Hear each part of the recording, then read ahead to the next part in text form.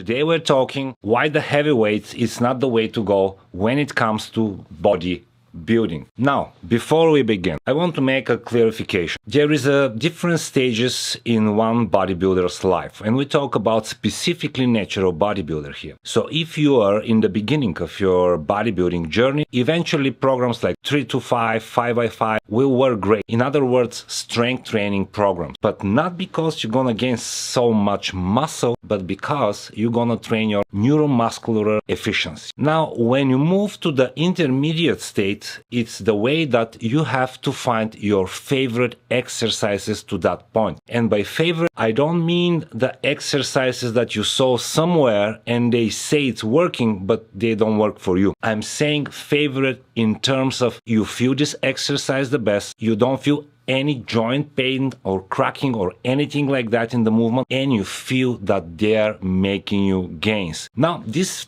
few type of thing, and soon you'll discover that this thing actually makes you gains. So that's why I decided to do this video, because the most common misconception is interpretation of strength training in bodybuilding. We've heard many times, bodybuilding is not powerlifting, but still the scientific community is still pushing the agenda of progressive overload. And I'm not saying that this is wrong, but where the art of fitness is coming to the play is that the weight use is very specific for each individual, meaning the way that you're going to use and you feel your muscles the best. If you don't feel the muscle fibers, and I'm not talking about my muscle connection here, if you don't feel the actual muscle contracting, therefore the weight moving, and instead you feel everything in the joints or cracking, or it's just you can't balance the weight, doesn't matter how much progressive overload you do, eventually you will get injured. Even if you get some gains, but you will get injured. This will stop you from training for 2 weeks, 1 month, 3 months. Therefore, in 1 year or 2, you are not going to see many progress at all. And as somebody that trained for 30 years myself, I can tell you, one of the major things that is not talked about a lot, it's preventing injuries. We talk about sleep, we talk about protein, we talk about calories, we talk about all of these things. But if you don't manage to stay away from injuries, this will stop you to progress year after year after year, therefore from growing.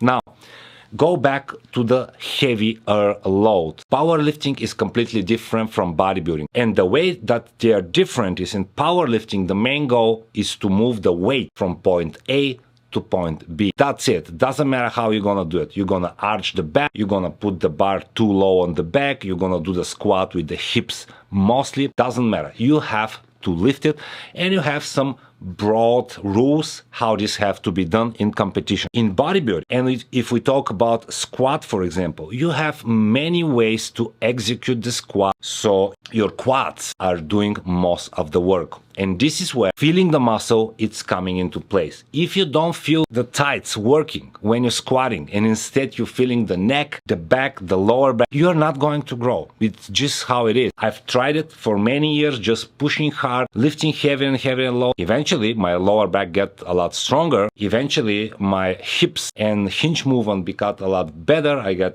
a lot stable. I managed to stay with a lot heavier weight on my back, but there was no results on my thighs. The results started to come after I accumulated like a bunch of injuries, and as a result of that, I switched to Smith machine, hack squat, front squat, Bulgarian squat, and I thought maybe this is I should have started like years ago. And I really believe that the art of bodybuilding consists after you have your initial training experience, you gain the majority of your strength on the bar and also the muscle, the first 5, 6, 10 pounds of muscle. You should start discovering your own exercises. I think the art of bodybuilding, it's that there is 10 exercises that produce the great results for you, for your bone structure, for your genetics, for your ability to recover, for your ability to use the proper stance or posture in every single time. How you can find your exercises. Go back to the beginning. What we talk about. You have to feel it. If after your warm-up and you start using your exercise, but you still don't feel it. On the bench press, you don't feel the chest. You feel the elbows and the shoulders. Guess what? Experiment with the grip, experiment with the position of the elbows, where they're gonna stand, experiment with the position of the bar. where the elbows are standing, where the curve that the barbell is moving, experiment if you should arch the lower back or not, experience with all kinds of different variations. If this does not work for you, guess what?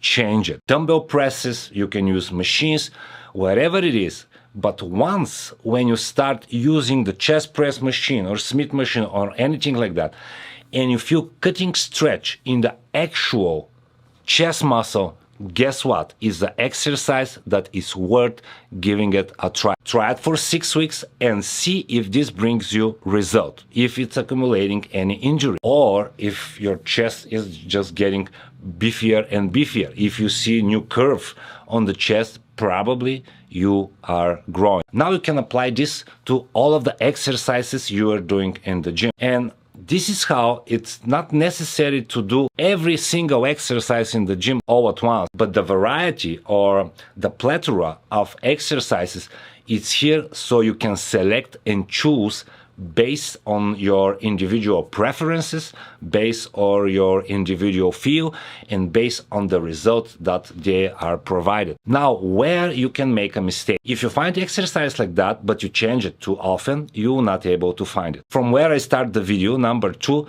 is if you're using just too much weight. Now, you may be able to use the bar, but this doesn't mean that you feel it. Sometimes lowering 20% the weight of the bar will make the difference between your exercise or somebody else's exercise. Now, once you find this exercise, you find the modality of the bench press or squat or whatever exercise that you use, you find the best form, the best angles, the best position of the thumbs where the barbell is standing in your hands, how you feel it, the best rhythm of breathing, all of these things. Now, it's the time to start increasing the weight little by little. To what extent? You're gonna increase the weight to the point that you stop feeling the muscle. You can stop there and instead add additional set. This it will be a lot smarter way to progress, and eventually, I hope, I believe, I can say, this will prevent injuries like for a long term, and it's gonna give you the best result with your training program. There you have it, guys. It's not the weight that is producing the result, but the weight applied to your personal and favorite exercises that is proven and tested and produce result already, and you start building on it. Go to the gym, keep experimenting, but once when you find something that is, I feel this, go 3-4 sets with that, with moderate weights, give it a try for a couple of weeks, then start progressive overload, and I promise you, you will start growing as never before. This was it for me. I'm Stan, and I'll see you guys in next video. Bye, Seps.